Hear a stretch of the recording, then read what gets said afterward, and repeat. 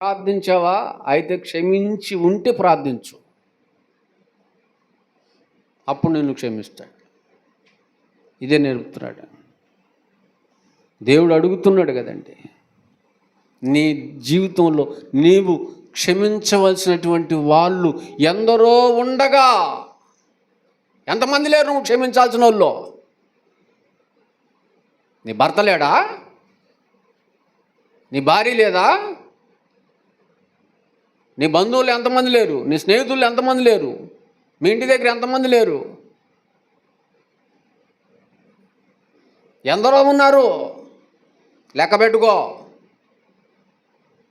వాళ్ళెవరిని క్షమించలేని నీవు నన్ను క్షమించమని అడుగుతున్నావే, నీకు న్యాయమా? నీకు ధర్మమా? నువ్వు అలా చేసావు గనక నేను అలాగే చేస్తా. నన్నెందుకు క్షమించమని అడుగుతున్నావు అంటున్నాడు.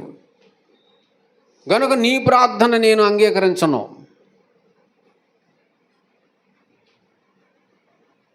ఆలకించను కూడా. అట్టివారి ప్రార్థన అంగీకరించడు, ఆలకించడు.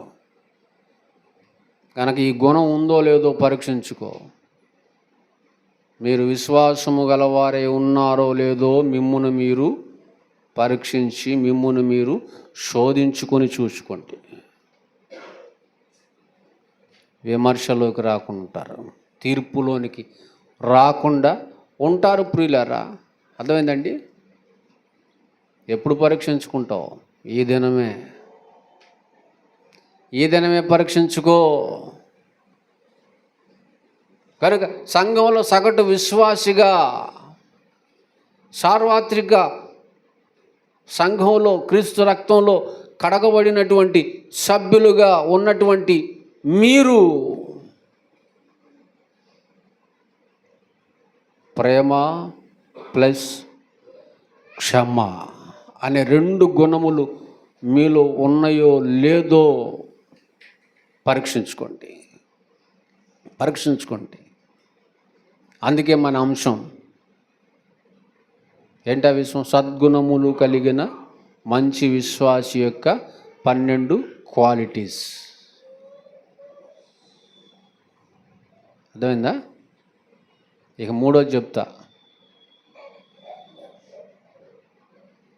మోకరించండి.